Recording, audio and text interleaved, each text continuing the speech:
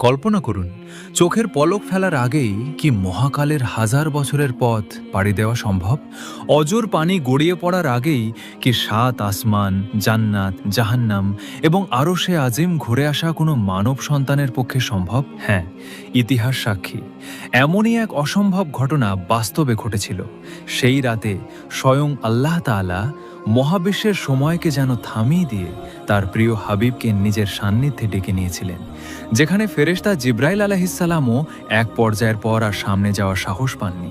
সেখানেই পৌঁছেছিলেন আমাদের প্রিয় নবী হযরত মুহাম্মদ সাল্লাল্লাহু আলাইহি ওয়াসাল্লাম। সেই মহিমান্বিত রাতে আল্লাহ রাব্বুল আলামিন মুহাম্মদুর রাসূলুল্লাহ সাল্লাল্লাহু আলাইহি ওয়াসাল্লামকে স্বাগত জানানোর জন্য জান্নাতকে সাজানোর নির্দেশ দিলেন। আল্লাহ তাআলা বললেন, হে জিব্রাইল, আমার এই বার্তাটি মিকাইলকে শুনিয়ে দাও। সে যেন রিজিকের চাবি নিজের হাত থেকে নামিয়ে রাখে। আর ইসরাফিলকে বলে দাও, সে যেন কিছু সময়ের জন্য তার দায়িত্ব থেকে বিরত থাকে। আজরাইলকে বলে দাও, সে যেন কিছু সময়ের জন্য রূহ কব্জ করা থেকে হাত গুটিয়ে নেয়। জান্নাতের ফেরেশতা রিদওয়ানকে বলে দাও, সে যেন জান্নাতকে সুন্দরভাবে সুসজ্জিত করে। আর জাহান্নামের ফেরেশতা মালিককে বলে দাও, সে যেন দখের দরজায় তালা লাগিয়ে দেয়। উন্মুক্ত রূহগুলো যারা বিচরণ করছে তাদের বলে দাও, তারা যেন পথ থেকে সরে দাঁড়ায়। আর মাশরিক থেকে মাগরিব পর্যন্ত যত কবর রয়েছে, সাময়িক সময়ের জন্য তাদের কবরের আযাব দূরে নাও। চোখের পলকে সবকিছু পরিবর্তন হয়ে গেল। অতঃপর সেদিন রাতে রাসূলুল্লাহ সাল্লাল্লাহু আলাইহি ওয়াসাল্লাম তার চাচাতো বোন উম্মে হানির ঘরে নিজের কক্ষে বিশ্রামে ছিলেন। রাত যখন গভীর হলো, তখন হঠাৎ দুইজন ফেরেশতা হযরত জিব্রাইল আলাইহিসসালাম এবং হযরত মিকাইল আলাইহিসসালাম আল্লাহর নির্দেশে নুরানি বেশে পৃথিবীতে নেমে আসলেন। অতঃপর তারা উম্মে হানির ঘরের ছাদ উন্মুক্ত করে ভেতরে প্রবেশ করলেন এবং নবীজি সাল্লাল্লাহু আলাইহি ওয়াসাল্লামকে অতি সম্মানের সঙ্গে জাগ্রত করলেন। এরপর তাকে প্রথমে হাতিমে কাবার কাছে নিয়ে গেলেন এবং তারপর জমজম কূপের পাশে শুইয়ে দিলেন। ফেরেশতারা রাসূলুল্লাহ সাল্লাল্লাহু আলাইহি ওয়াসাল্লামের বক্ষ বিদারণ করলেন, অর্থাৎ তার বুকে অস্ত্রোপচার করে হৃৎপিণ্ড বের করে আনলেন। তারপর জমজমের পবিত্র পানি দিয়ে সেটিকে ধুয়ে পরিষ্কার করলেন। এ প্রক্রিয়ায় তার হৃদয়ের ঈমান এবং হিকমত সঞ্চার করে সেটিকে পুনরায় যথাস্থানে স্থাপন করলেন। এ কাজের মূল উদ্দেশ্য ছিল তাকে উর্দু জগতের পরিবেশ সহ্য করার উপযুক্ত করে তোলা, আল্লাহ তাআলার দর্শনের জন্য শক্তি দান করা এবং আল্লাহর কালাম শ্রবণ করার ক্ষমতা অর্জনে সক্ষম করা। এরপর বুরাক নামক এক বিশেষ বাহনকে আনা হলো। হাদিস অনুযায়ী বুরাক ছিল জান্নাতের এক অনন্য প্রাণী, যার আকার ছিল খচ্চরের চেয়ে ছোট এবং গাধার চেয়ে কিছুটা বড়, আর এর গতি ছিল অবিশ্বাস্য। এর এক একটি পদক্ষেপ দৃষ্টির শেষ সীমানা অতিক্রম করত। অতঃপর রাসূলুল্লাহ সাল্লাল্লাহু আলাইহি ওয়াসাল্লাম যখন বুরাকের পিঠে আরোহণ করতে প্রস্তুত হলেন, তখন বুরাক কিছুটা অস্বস্তি প্রকাশ করে নাড়াচাড়া করতে লাগলো। এটা দেখে জিব্রাইল আলাইহিসসালাম বললেন, হে বুরাক, তুমি কি জানো আজ তোমার পিঠে কে আরোহণ করছেন? তোমার পিঠে এখন যিনি সওয়ার হচ্ছেন, তিনি হচ্ছেন সৈয়দুল মুরসালিন, আল্লাহর প্রিয় নবী মুহাম্মদ সাল্লাল্লাহু আলাইহি ওয়াসাল্লাম। তার চেয়ে সম্মানিত কোনো বান্দা তোমার পিঠে আগে কখনো সওয়ার হননি। জিব্রাইল আলাইহিসসালামের এই কথা শুনে বুরাক লজ্জায় অবনত হয়ে পড়ল এবং তার শরীর ঘামে ভিজে গেল। অতঃপর নবী করিম সাল্লাল্লাহু আলাইহি ওয়াসাল্লাম বুরাকে আরোহণ করে বায়তুল মকদেসের উদ্দেশ্যে যাত্রা শুরু করলেন। তার সাথে ছিলেন হযরত জিব্রাইল আলাইহিসসালাম এবং হযরত মিকাইল আলাইহিসসালাম। যাত্রাপথে রাসূল সাল্লাল্লাহু আলাইহি ওয়াসাল্লাম একটি বৃদ্ধার পাশ দিয়ে অতিক্রম করছিলেন। সেই বৃদ্ধা তাকে ডাক দিল। তখন হযরত জিব্রাইল আলাইহিসসালাম বললেন, হে নবী, আপনি এগিয়ে যান, এর প্রতি ভ্রুক্ষেপ করবেন না। আরও কিছুক্ষণ পর একজন বৃদ্ধ পুরুষের সাথে দেখা হলো, যিনি রাসূল সাল্লাল্লাহু আলাইহি ওয়াসাল্লামকে আহ্বান জানালেন। হযরত জিব্রাইল আলাইহিসসালাম আবার বললেন, হে নবী, আপনি আপনার পথেই চলুন, তার দিকে মনোযোগ দেবেন না। এরপর কিছুদূর এগিয়ে একটি দলের সাথে তার সাক্ষাৎ হলো। তারা তাকে সম্বোধন করে বলল, আসসালামু আলাইকা ইয়া আউয়ালু, আসসালামু আলাইকা ইয়া আখিরু, আসসালামু আলাইকা হাশিরু। তখন জিব্রাইল আলাইহিসসালাম বললেন, আপনি এদের সালামের জবাব দিন। রাসূল সাল্লাল্লাহু আলাইহি ওয়াসাল্লাম তাদের সালামের জবাব দিলেন।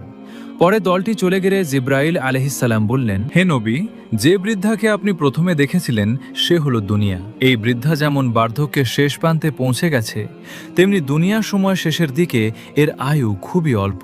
যে বৃদ্ধ পুরুষকে আপনি দেখেছিলেন সে হলো অভিশপ্ত শয়তান। তাদের উভয় উদ্দেশ্য ছিল আপনাকে তাদের প্রতি আকৃষ্ট করা। আর তৃতীয়বার যে দলের সাথে আপনার সাক্ষাৎ হয়েছে এবং যারা আপনাকে সালাম দিয়েছেন তারা ছিলেন হজরত ইব্রাহিম আলাইহিসসালাম, হজরত মুসা আলাইহিসসালাম এবং হজরত ঈসা আলাইহিসসালাম। এরপর রাসূলুল্লাহ সাল্লাল্লাহু আলাইহি ওয়াসাল্লাম পুনরায় যাত্রা শুরু করলেন। পথিমধ্যে তিনি একটি দলের পাশ দিয়ে অতিক্রম করলেন যাদের হাতে লম্বা তামার নখ ছিল। তারা সেই নখ দিয়ে নিজেদের মুখমণ্ডল আঁচড়ে ক্ষতবিক্ষত করে তুলছিল। এই দৃশ্য দেখে রাসূলুল্লাহ সাল্লাল্লাহু আলাইহি ওয়াসাল্লাম হযরত জিবরাইল আলাইহিসসালামকে জিজ্ঞেস করলেন, এরা কারা এবং এভাবে নিজেদের কেন কষ্ট দিচ্ছে? জবাবে জিবরাইল আলাইহিসসালাম বললেন, এরা সেই সব লোক যারা দুনিয়াতে গীবত করত। তারা মানুষের দোষ ত্রুটি খুঁজে বেড়াতো এবং তাদের পেছনে নিন্দা করত। এজন্য আজ তাদের এমন শাস্তি দেওয়া হচ্ছে। এরপর রাসূলুল্লাহ সাল্লাল্লাহু আলাইহি ওয়াসাল্লাম আবারও এগিয়ে চললেন। কিছুদূর যাওয়ার পর তিনি এক ব্যক্তিকে দেখতে পেলেন যে রক্তের নদীতে ডুবেছিল। লোকটি নদীর মাঝখানে পড়ে পাথরের টুকরো লোকমার মতো গিলে খাচ্ছিল। এই দৃশ্য দেখে রাসূলুল্লাহ সাল্লাল্লাহু আলাইহি ওয়াসাল্লাম জিজ্ঞেস করলেন, এই লোকটি কে এবং এর এই শাস্তির কারণ কি? জিবরাইল আলাইহিসসালাম উত্তর দিলেন, এই ব্যক্তি দুনিয়াতে সুদ খেয়ে জীবিকা নির্বাহ করত। সে মানুষের পরিশ্রমের ফসল অবৈধভাবে আত্মসাৎ করত। এ কারণেই তাকে এমন শাস্তি দেওয়া হচ্ছে। অতঃপর রাসূলুল্লাহ সাল্লাল্লাহু আলাইহি ওয়াসাল্লাম আবারও যাত্রা শুরু করলেন। কিছুক্ষণ পর তিনি একটি ভয়ঙ্কর দৃশ্য দেখতে পেলেন। একদল লোকের মাথা বিশাল পাথর দিয়ে চূর্ণ বিচূর্ণ করা হচ্ছিল, আর মুহূর্তের মধ্যে সেই মাথা আবারও আগের অবস্থায় ফিরে আসছিল। এরপর পুনরায় তাদের মাথায় আবারও পাথর মারা হচ্ছিল। এই চক্রটি বারবার চলতে থাকল। রাসূল সাল্লাল্লাহু আলাইহি ওয়াসাল্লাম বিস্মিত হয়ে জিজ্ঞেস করলেন, হে জিবরাইল, এরা কারা? জিবরাইল আলাইহিসসালাম উত্তর দিলেন, এরা সেই সব লোক যারা দুনিয়াতে ফরজ নামাজ আদায় করতে অলসতা করত। তাদের এই শাস্তি তাদের গাফিলাতির কারণে হচ্ছে। এরপর রাসূলুল্লাহ সাল্লাল্লাহু আলাইহি ওয়াসাল্লাম আবারও কিছু দূর এগিয়ে গেলেন। এবার তিনি এক ভিন্ন দৃশ্য দেখতে পেলেন। একদল নারী পুরুষের সামনে দুটি পাতিল রাখা ছিল। একটিতে সুস্বাদু ভালোভাবে রান্না করা গোশত, আর অন্যটিতে ছিল কাঁচা ও পচা গোশত। কিন্তু লোকগুলো রান্না করা সুস্বাদু গোশত উপেক্ষা করে কাঁচা এবং পচা গোশতগুলো খাচ্ছিল। এই দৃশ্য দেখে রাসূলুল্লাহ সাল্লাল্লাহু আলাইহি ওয়াসাল্লাম জিজ্ঞেস করলেন, হে জিবরাইল, এদের পরিচয় কি এবং এরা কেন এমন করছে? জিবরাইল আলাইহিসসালাম বললেন, এরা আপনার উম্মতের সেই নারী ও পুরুষ যারা নিজেদের বৈধ স্বামী বা স্ত্রী থাকা সত্ত্বেও পরকীয়ায় লিপ্ত ছিল।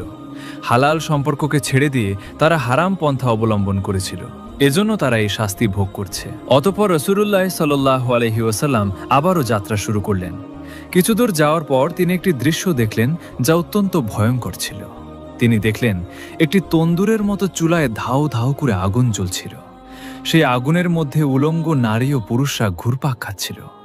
তাদের থেকে তীব্র দুর্গন্ধ বের হচ্ছিল, আর তাদের লজ্জাস্থান কামড়াচ্ছিল বিষাক্ত সাপ ও বিচ্ছুরা।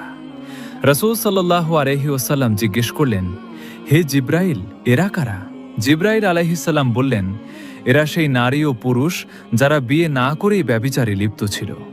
দুনিয়ায় তারা আল্লাহর বিধি লঙ্ঘন করে নিজেদের শরীরকে অপবিত্র করেছিল। এজন্য আজ তাদের এই শাস্তি দেওয়া হচ্ছে। এরপর রাসূলুল্লাহ সাল্লাল্লাহু আলাইহি ওয়াসাল্লাম আবারও কিছু দূর এগিয়ে আরেকটি অদ্ভুত দৃশ্য দেখলেন। এক ব্যক্তি বিশাল এক লাকড়ির বোঝা জমা করছিল। সেই বোঝা মাথায় তোলার চেষ্টা করছিল, কিন্তু ব্যর্থ হচ্ছিল। কিন্তু এরপরেও সে বোঝাটি হালকা না করে আরও লাকড়ি এনে সেটিকে ভারী করে তুলছিল। এই দৃশ্য দেখে রাসূলুল্লাহ সাল্লাল্লাহু আলাইহি ওয়াসাল্লাম বললেন, হে জিবরাইল, এই ব্যক্তি কেন এমন করছে? জিবরাইল আলাইহিসসালাম জবাব দিলেন, এই ব্যক্তি আপনার উম্মতের সেই ব্যক্তি যার ওপর মানুষের হক ছিল, কিন্তু সে তা আদায় করতে পারেনি, বরং প্রতিনিয়ত নতুন ঋণ করে ঋণের বোঝা আরও ভারী করত। দুনিয়ার এই অন্যায় কাজের জন্য আজ সে এমন শাস্তি ভোগ করছে। তারপর রাসূলুল্লাহ সাল্লাল্লাহু আলাইহি ওয়াসাল্লাম পুনরায় সামনে অগ্রসর হতে লাগলেন। কিছুদূর যাওয়ার পর তিনি একদল লোককে দেখতে পেলেন যাদের জিহ্বা ধারালো কাঠি দিয়ে কাটা হচ্ছিল। কাটার পরপরই তাদের জিহ্বা আবারও আগের অবস্থায় ফিরে আসছিল, কিন্তু তারপর আবারও কাটা হচ্ছিল। এই প্রক্রিয়া বারবার চলতে থাকলো। রাসূলুল্লাহ সাল্লাল্লাহু আলাইহি ওয়াসাল্লাম এই ভয়াবহ দৃশ্য দেখে জিজ্ঞেস করলেন, হে জিবরাইল, এরা কারা এবং এদের কি অপরাধ? জিবরাইল আলাইহিসসালাম উত্তর দিলেন, এরা সেই সব লোক যারা মানুষকে সৎ কাজের উপদেশ দিত, কিন্তু নিজেরা সেই উপদেশ অনুযায়ী কাজ করত না। তারা নিজেদের কথার সাথে কাজের মিল রাখত না, এজন্য তাদের এই কঠিন শাস্তি দেওয়া হচ্ছে। এভাবে রাসূলুল্লাহ সাল্লাল্লাহু আলাইহি ওয়াসাল্লাম আরও অনেক ঘটনার সাক্ষী হয়ে বাইতুল মুকাদ্দাসে পৌঁছালেন। সেখানে গিয়ে তিনি বুরাককে সেই বিশেষ আংটার সাথে বেঁধে রাখতেন, যেখানে পূর্ববর্তী নবীগণও তাদের বাহন বেঁধে রাখতেন। কিছু কিছু বর্ণনা মতে হযরত জিবরাইল আলাইহিসসালাম নিজেই তার আঙ্গুল দিয়ে একটি পাথরকে ছিদ্র করেছিলেন এবং সেখানে বোরাকটি বেঁধে রাখা হয়েছিল। অতঃপর রাসূলুল্লাহ সাল্লাল্লাহু আলাইহি ওয়াসাল্লাম বাইতুল মাকদিসে প্রবেশ করার পর প্রথমেই তিনি 2 রাকাত তাহিয়াতুল মসজিদ নামাজ আদায় করলেন। এদিকে আল্লাহ তাআলা নবী করিম সাল্লাল্লাহু আলাইহি ওয়াসাল্লামের আগমনের সম্মানে সমস্ত আম্বিয়া আলাইহিমুসসালামকে সেখানে একত্রিত করেছিলেন। সেই সাথে অসংখ্য ফেরেশতারাও সেখানে উপস্থিত ছিলেন। এরপর হযরত জিবরাইল আলাইহিস সালাম আযান দিলেন এবং ইমামতির জন্য রাসূলুল্লাহ সাল্লাল্লাহু আলাইহি ওয়াসাল্লামকে সম্মানের সাথে সামনে এগিয়ে দিলেন। রাসূলুল্লাহ সাল্লাল্লাহু আলাইহি ওয়াসাল্লাম সমস্ত নবী ও রাসূলদের ইমাম হয়ে 2 রাকাত নামাজ আদায় করালেন। নামাজ শেষে তিনি বিভিন্ন নবী রাসূলের সাথে সাক্ষাৎ করলেন। তারা সবাই তাকে স্বাগত জানালেন, প্রশংসা করলেন এবং তার মর্তবা ও মর্যাদা উপলব্ধি করলেন। নামাজ শেষে যখন তিনি বাইতুল মাকদিস থেকে বের হলেন, তখন তার সামনে 3টি পেয়ালা উপস্থাপন করা হলো, একটি পানির, একটি দুধের এবং একটি শরাবের। রাসূলুল্লাহ সাল্লাল্লাহু আলাইহি ওয়াসাল্লাম দুধের পেয়ালা গ্রহণ করলেন। তখন জিবরাইল আলাইহিস সালাম বললেন, ইয়া রাসূলুল্লাহ, আপনি ফিতরাতকেই বেছে নিয়েছেন। যদি আপনি শরাব গ্রহণ করতেন তাহলে আপনার উম্মত পথভ্রষ্ট হয়ে যেত, আর আপনি যদি পানি গ্রহণ করতেন তাহলে আপনার উম্মত ধ্বংস হয়ে যেত। এরপর জান্নাত থেকে বাইতুল মুকাদ্দাস পর্যন্ত একটি সিঁড়ি স্থাপন করা হলো, যার মাধ্যমে নবী করিম সাল্লাল্লাহু আলাইহি ওয়াসাল্লাম মহান আল্লাহর সান্নিধ্য লাভের উদ্দেশ্যে ঊর্ধ্ব আকাশের দিকে যাত্রা শুরু করলেন। এ সময় তার সঙ্গে ছিলেন ফেরেশতাদের নেতা হযরত জিবরাইল আলাইহিস সালাম এবং আরও অনেক ফেরেশতা। যাত্রার এক পর্যায়ে তিনি প্রথম আকাশে পৌঁছালেন। সেখানে হযরত জিবরাইল আলাইহিস সালাম আকাশের দরজায় কড়া নাড়লেন। ভেতর থেকে দারোয়ান প্রশ্ন করলেন, কে সেখানে? জিবরাইল আলাইহিস সালাম উত্তর দিলেন, আমি জিবরাইল। দারোয়ান আবার জানতে চাইলেন, আপনার সঙ্গে কে আছেন? জিবরাইল আলাইহিস সালাম বললেন, রাহমাতুল্লিল আলামিন মুহাম্মদ সাল্লাল্লাহু আলাইহি ওয়াসাল্লাম। তখন দারোয়ান জিজ্ঞেস করলেন, তাকে কি আনার অনুমতি দেওয়া হয়েছে? জিবরাইল আলাইহিস সালাম বললেন, হ্যাঁ। এরপরে এই প্রথম আকাশের দরজা খুলে দেওয়া হলো এবং নবী করিম সাল্লাল্লাহু আলাইহি ওয়াসাল্লাম প্রথম আকাশে প্রবেশ করলেন। প্রথম আকাশে তিনি একজন বৃদ্ধ ব্যক্তিকে বসে থাকতে দেখলেন। হযরত জিবরাইল আলাইহিস সালাম বললেন, হে আল্লাহ রাসূল, তাকে সালাম করুন, তিনি আপনার পিতা হযরত আদম আলাইহিস সালাম। নবী করিম সাল্লাল্লাহু আলাইহি ওয়াসাল্লাম তাকে সালাম দিলেন, আর হযরত আদম আলাইহিস সালাম সালামের উত্তর দিয়ে তাকে অভিনন্দন জানালেন এবং কিছু মূল্যবান উপদেশ প্রদান করলেন। নবী করিম সাল্লাল্লাহু আলাইহি ওয়াসাল্লাম দেখলেন হযরত আদম আলাইহিস সালামের ডান পাশে কিছু মানুষের আকৃতি এবং বাম পাশে আরও কিছু মানুষের আকৃতি রয়েছে। তিনি লক্ষ্য করলেন, যখন হযরত আদম আলাইহিস সালাম ডান দিকে তাকান তখন তিনি আনন্দিত হয়ে ওঠেন, কিন্তু যখন বাম দিকে তাকান তখন গভীর বেদনায় তার চোখে অশ্রু এসে পড়ে। নবী করিম সাল্লাল্লাহু আলাইহি ওয়াসাল্লাম জিজ্ঞেস করলেন, হে জিবরাইল, এর কারণ কি? জবাবে হযরত জিবরাইল আলাইহিস সালাম বললেন, ইয়া রাসূলুল্লাহ, আদম আলাইহিস সালামের ডান পাশে যারা রয়েছেন তারা হলো আসহাবুল ইয়ামিন বা জান্নাতবাসী, আর বাম পাশে যারা রয়েছে তারা হলো আসহাবুজ দাজাখ বা দজাকবাসী। তাই তিনি যখন ডান দিকে তাকান তখন জান্নাতবাসী সন্তানদের দেখে খুশি হন, কিন্তু বাম দিকে তাকালে দজাকবাসী সন্তানদের দেখে গভীর দুঃখে ভারাক্রান্ত হয়ে পড়েন। হযরত আদম আলাইহিস সালামের নসিহত শেষে নবী করিম সাল্লাল্লাহু আলাইহি ওয়াসাল্লাম একই প্রক্রিয়ায় দ্বিতীয় আকাশে উঠলেন। আগের মতোই প্রশ্ন উত্তর পর্ব শেষে দারোয়ান দরজা খুলে দিল। ভেতরে প্রবেশ করার পর তিনি হযরত ঈসা আলাইহিস সালাম এবং হযরত ইয়াহিয়া আলাইহিস সালামের সঙ্গে সাক্ষাৎ করলেন। তারা তাকে অভ্যর্থনা জানালেন। এরপর তিনি তৃতীয় আকাশে পৌঁছালেন, যেখানে তার সাক্ষাৎ হলো হযরত ইউসুফ আলাইহিস সালামের সঙ্গে। তারা পরস্পর সালাম বিনিময় করলেন। এরপর তিনি চতুর্থ আকাশে পৌঁছে গেলেন এবং সেখানে হযরত ইদ্রিস আলাইহিস সালামের সঙ্গে দেখা করলেন। পঞ্চম আকাশে তিনি হযরত হারুন আলাইহিস সালামের সঙ্গে সাক্ষাৎ করলেন। ষষ্ঠ আকাশে পৌঁছে দেখা হলো হযরত মুসা আলাইহিস সালামের সঙ্গে। তাদের মধ্যেও কিছু আলোচনা হলো। সবশেষে তিনি সপ্তম আকাশে পৌঁছলেন, যেখানে হযরত ইব্রাহিম আলাইহিস সালামের সঙ্গে তার দেখা হলো। সপ্তম আকাশে তিনি দেখলেন হযরত ইব্রাহিম আলাইহিস সালাম বাইতুল মামুরে হেলান দিয়ে বসে আছেন। বাইতুল মামুর হলো সপ্তম আকাশের ফেরেশতাদের কাবা, যা পৃথিবীর বাইতুল্লাহর সোজা ওপরে অবস্থিত। প্রতিদিন 70,000 ফেরেশতা এখানে তাওয়াফ করেন এবং যারা একবার তাওয়াফ করেন তারা কিয়ামত পর্যন্ত আর দ্বিতীয়বার সুযোগ পান না। এখানে হজরত জিব্রাইল আলাইহিসসালাম নবী করিম সাল্লাল্লাহু আলাইহি ওয়াসাল্লামকে হজরত ইব্রাহিম আলাইহিসসালামের সঙ্গে পরিচয় করিয়ে দিলেন। তারা কিছু সময় একসঙ্গে কথাবার্তা বললেন। তারপর নবী করিম সাল্লাল্লাহু আলাইহি ওয়াসাল্লাম বিদায় নিয়ে আরও ঊর্ধ্বে উঠতে শুরু করলেন। তারপরে তিনি সিদরাতুল মুনতাহায় পৌঁছলেন, যা সৃষ্টি জগতের সীমানা ছিল।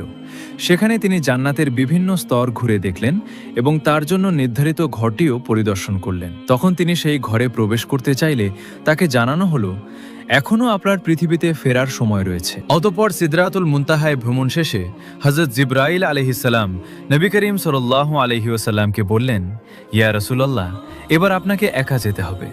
নবী করিম সাল্লাল্লাহু আলাইহি ওয়াসাল্লাম জিজ্ঞেস করলেন, আপনি আমার সঙ্গে আসবেন না? জিবরাইল আলাইহিসসালাম বললেন, ইয়া রাসূলুল্লাহ, যদি আমি এরপরেও এক চুর পরিমাণ উপরের দিকে যাই তবে আল্লাহর তাজাল্লির প্রখরতায় আমার পাখা পুড়ে ছাই হয়ে যাবে।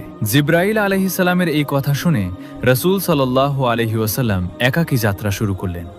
নিস্তব্ধ নীরব এক এলাকা, কোনো শব্দ নেই, কোনো সঙ্গী নেই। এক অদৃশ্য ইশারায় তিনি সামনের দিকে এগোতে লাগলেন। এমন সময় হঠাৎ করে তার সামনে সবুজ রঙের এক অপূর্ব সিংহাসন উপস্থিত হলো, যাকে কোরআনের ভাষায় রফরফ বলা হয়েছে। নবী করিম সাল্লাল্লাহু আলাইহি ওয়াসাল্লাম সেই রফরফে চড়ে বসলেন। রফরফ অত্যন্ত দ্রুত গতিতে আরও উপরের দিকে চলতে লাগল।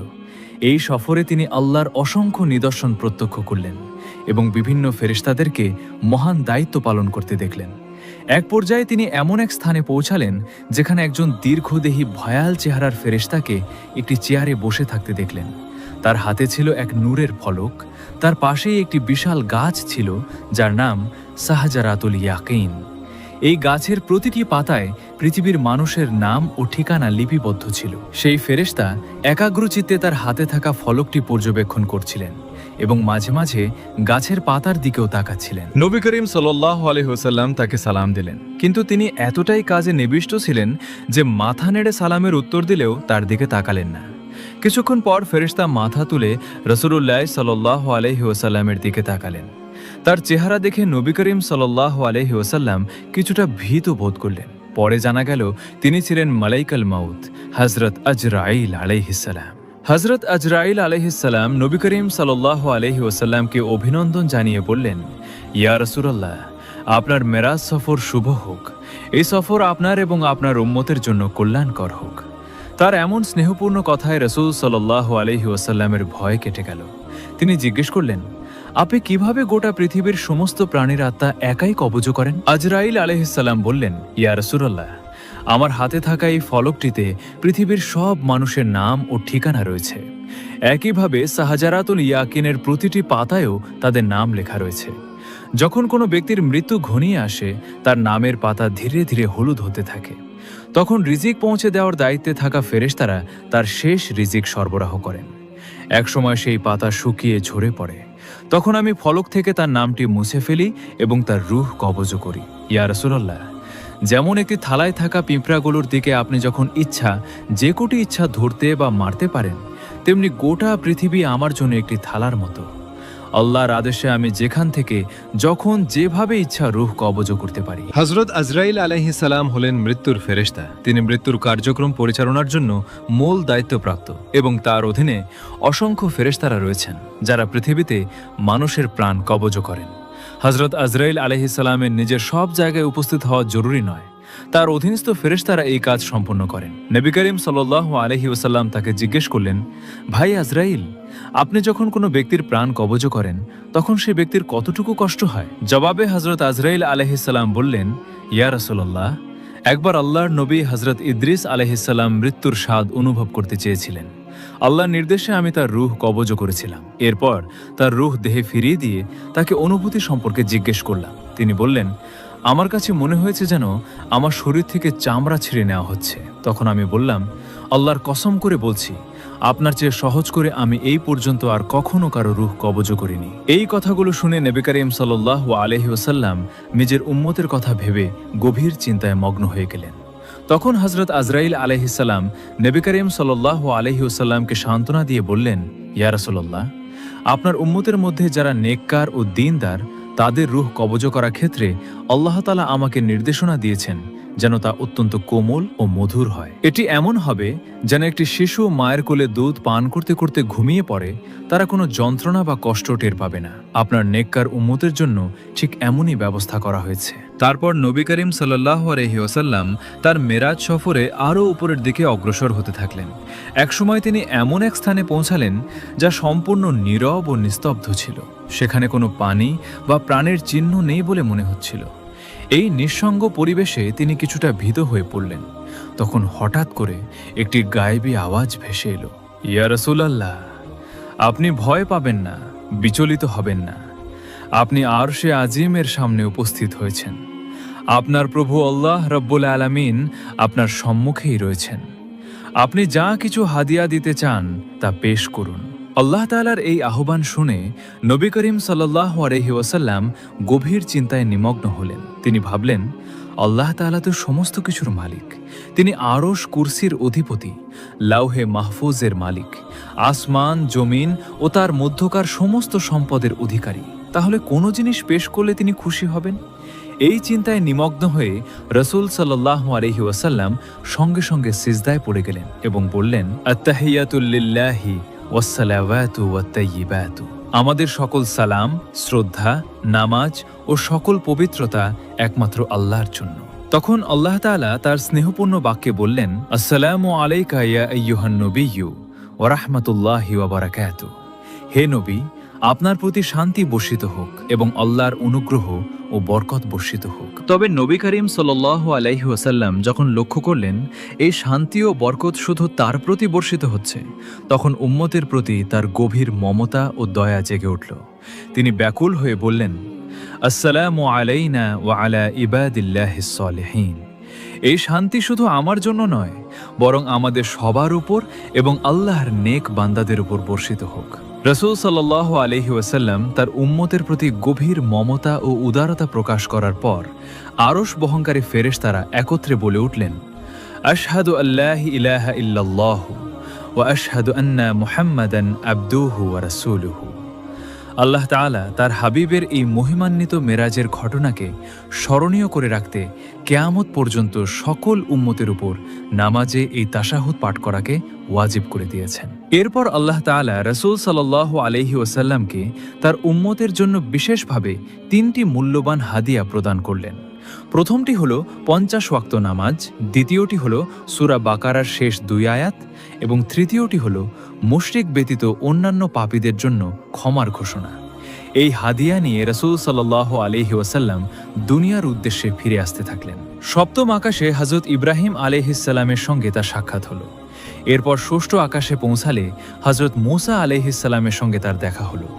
মূসা আলাইহিস সালাম জানতে চাইলেন, ইয়া রাসূলুল্লাহ, আপনার উম্মতের জন্য কি হাদিয়া নিয়ে এসেছেন? রাসূল সাল্লাল্লাহু আলাইহি সাল্লাম উত্তরে বললেন, আমার উম্মতের জন্য দৈনিক 50 ওয়াক্ত নামাজ নির্ধারিত হয়েছে। তখন মূসা আলাইহিস সালাম বললেন, ইয়া রাসূলুল্লাহ, আপনি আপনার রব্বের কাছে ফিরে যান এবং এই নামাজের সংখ্যা কমানোর জন্য অনুরোধ করুন।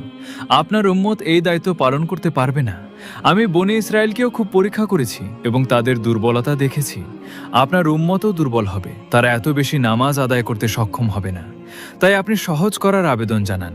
মূসা আলাইহিস সালামের পরামর্শে রাসূল সাল্লাল্লাহু আলাইহি সাল্লাম পুনরায় আল্লাহর দরবারে ফিরে গেলেন এবং অত্যন্ত বিনীতভাবে নামাজের সংখ্যা কমানোর আবেদন করলেন। আল্লাহ তাআলা তার আবেদন মঞ্জুর করে 5 ওয়াক্ত নামাজ কমিয়ে দিলেন। অতঃপর তিনি ফেরার পথে মূসা আলাইহিস সালামের সঙ্গে আবারও দেখা হলো। তিনি জানতে চাইলেন কি হলো। রাসূল সাল্লাল্লাহু আলাইহি সাল্লাম বললেন, আল্লাহ তাআলা 5 ওয়াক্ত নামাজ কমিয়ে দিয়েছেন। মূসা আলাইহিস সালাম তখন বললেন, আপনার উম্মত এটি পালন করতে সক্ষম হবে না, তারা দুর্বল হবে। আপনি আবার ফিরে যান এবং আবারও আবেদন জানান। এভাবে রাসূলুল্লাহ সাল্লাল্লাহু আলাইহি সাল্লাম আল্লাহর দরবারে মোট 9 বার গিয়েছিলেন এবং প্রতিবারই আল্লাহ তাআলা 5 ওয়াক্ত করে নামাজ কমিয়ে দিয়েছিলেন। অবশেষে নামাজের সংখ্যা 5 ওয়াক্তে নির্ধারিত হলো। মূসা আলাইহিস সালাম আরও একবার বললেন, আপনার উম্মতের জন্য এটি এখনো কঠিন হতে পারে, আপনি আরেকবার ফিরে যান। তবে এবার রাসূল সাল্লাল্লাহু আলাইহি সাল্লাম উত্তর দিলেন, আমি লজ্জা পাচ্ছি, এবার আর ফিরে যেতে পারবো না। এরপর তিনি পৃথিবীর পথে যাত্রা শুরু করলেন। এমন সময় একটি গায়েবী আওয়াজ ভেসে এলো, হে আমার হাবিব, আমার সিদ্ধান্ত পরিবর্তন হয় না, আর আমি বান্দার প্রতি অন্যায়ও করি না। আপনার উম্মত 5 ওয়াক্ত নামাজ আদায় করবে, তবে তাদের জন্য সওয়াব হবে 50 ওয়াক্ত নামাজের সমান। সকালবেলা রাসূলুল্লাহ আলাইহিস সালাম মক্কাবাসীদের উদ্দেশ্যে ঘোষণা দিলেন, গত রাতে আমি বায়তুল মুকাদ্দাস ভ্রমণ করেছি এবং সেখান থেকে ঊর্ধ্ব আকাশে আরশে আজিম পর্যন্ত গিয়ে আল্লাহ তাআলার দিদার লাভ করেছি এবং ভোর হওয়ার আগেই আমি পুনরায় ফিরে এসেছি। এই কথা শুনে মক্কার কাফের মুশরিকরা ঠাট্টা বিদ্রুপ শুরু করলো। কেউ হাসি করলো, কেউ আবার হাততালি দিতে লাগলো। আবার কেউ কেউ দৌড়ে আবু বকর রাদিয়াল্লাহু তাআলা আনহুর কাছে গিয়ে বলল, শোনো, তোমার সঙ্গী আজ এক অদ্ভুত কথা বলছে। তিনি দাবি করছেন যে তিনি নাকি এক রাতেই বায়তুল মুকাদ্দাস সফর করেছেন, 7 আসমান পাড়ি দিয়েছেন, আল্লাহর সঙ্গে সাক্ষাৎ করেছেন এবং তারপর তিনি নাকি আবার ফিরেও এসেছেন।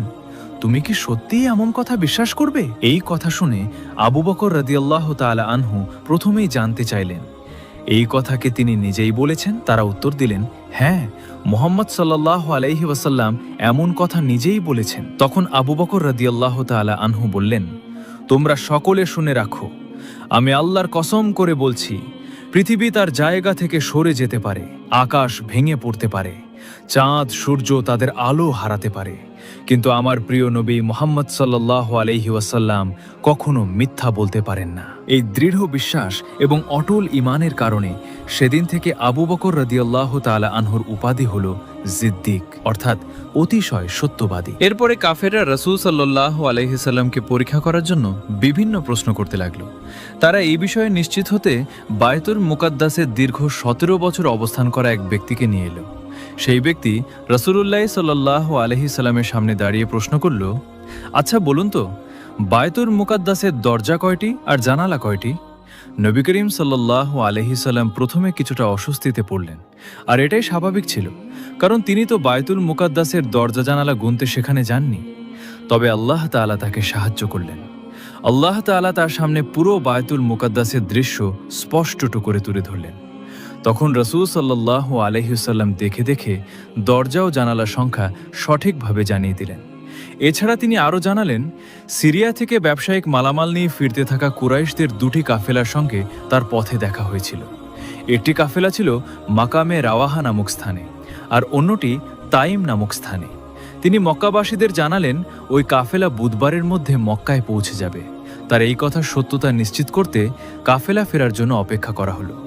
যথারীতি কাফেলা বুধবার দিনের বেলা সূর্য ডোবার আগেই মক্কায় এসে পৌঁছে গেল। তবুও কাফেরদের মনে কোনো বিশ্বাস জন্মাল না।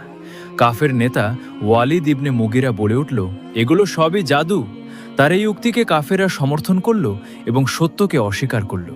দুঃখজনক হলেও তারা রাসূলুল্লাহ সাল্লাল্লাহু আলাইহি সাল্লামের এই অলৌকিক ঘটনা মেনে নিতে অস্বীকার করল। দ্বীনের আলো ঘর, পবিত্র পথের যাত্রা, হেদায়েতের ঠিকানা।